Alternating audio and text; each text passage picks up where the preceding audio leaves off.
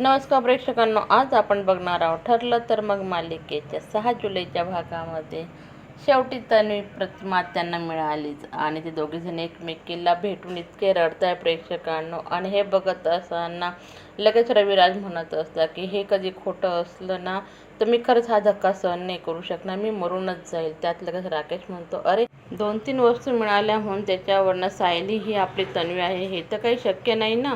त्यात लगेच प्रतिमा आत्या म्हणता, अरे राकेश, हे बघ जेवढे पुरावे झालेत ना ते तन्वी असल्याचेच आहे, त्याच्यामुळे तू काही बोलू नको आणि आमचा पूर्ण विश्वास आहे अर्जुनवरती. तरीसुद्धा राकेश म्हणतो, हो तुमचा विश्वास असेल पण मी सुद्धा वकील आहे. अर्जुन लगेच त्याच्याकडे बघून म्हणतो, अरे हो, मी विसरलोच, तू वकील आहे, तुला पुरावा लागेल नाही का.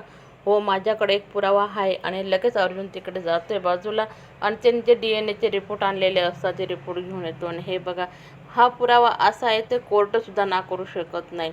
आणि तो लगेच रविराज यांच्याकडे तो पुरावा देतोय प्रेक्षकांनो. आणि ते बघितल्या रविराज त्यांना पहिले आठवतं जेव्हा ते सायलीला एकदा भेटलेले असतात ते मंदिरात वगैरे त्यांना घेऊन जाताना, आणि त्यांनी तिला आशीर्वादसुद्धा दिलेला असतो प्रेक्षकांनो. हे बघत असताना जेव्हा ते रिपोर्ट बघताना ते म्हणतात की तू माझी तन्वी आहेस, तू माझ्या डोळ्यासमोर होती, माझा ह्या गोष्टी कधीच विश्वास बसत नव्हता. आणि लगेच ते पुन्हा उठून लगेच तन्वीकडे म्हणजे सायलीकडे जात आहे. पूर्णाजी मात्र शांत बसलेलं आहे. पण अस्मिता लगेच म्हणते, काय ग पूर्णाजी अशी का बसली, अगं ही आपली तन्वी आहेस ग, जिची तू कधीचीच वाट बघत होती ना. लगेच पूर्णाजी म्हणता, अगं हो ग, माझा स्वतःच्या डोळ्यांवर विश्वास नाही बसवते ग. जेव्हा मला वाटायचं तन्वी कुठंतरी आहे. आणि लगेच सायली त्यांच्याजवळ जाते पूर्णाजीजवळ आणि म्हणते, पूर्णाजी मीच आहे ग तुझी नात. आणि पुन्हा रविराज म्हणतात, तिला जवळ घेताय प्रेक्षकांना आपण बघताच आहोत. ती उठून लगेच त्यांच्याजवळ गेलेली पूर्ण आजी, त्या प्रतिमा, त्या सर्व एकमेकांना भेटताय. राकेश बाहेर आलाय प्रेक्षकांनो. आणि तो सचिनच्या मोबाईलवरती कॉल करून मैपतरावशी म्हणजे मैपत बाबांशी बोलायचं असतो त्याला. आणि तो लगेच व्हिडिओ कॉलवरून त्यांना सांगत असतो की हे बघा अण्णा, तुमचं काका जे काय चाललंय ना ते सर्व बंद करा, पण तुम्ही अगोदर अजून सायलीचा बंदोबस्त करा बरं का. तुमची मला खूप आवश्यकता आहे, तुम्ही काही करा पण तुमचे खेळ बंद करा, मला त्यांना जिवंत ठेवायचं नाही आहे, असं तो म्हणत असतो. पण लगेच मैपतराव म्हणतो, अरे जे झालं ते झालं, तू आता हे सर्व विषय सोड.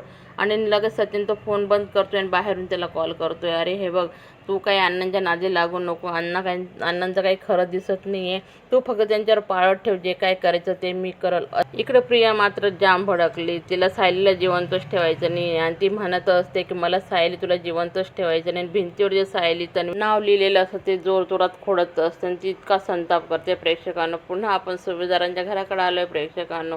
आणि सायली खरंच खूप भारी दिसते प्रेक्षकांनो. आणि इकडं आपल्याला पूर्णाजी म्हणत असते की मला माझी नात मिळालेली आहे, तुम्ही माझ्या नातीसाठी बघा काय करते. आणि चला पुढील भागामध्ये आपण भेटणारच आहोत प्रेक्षकांनो.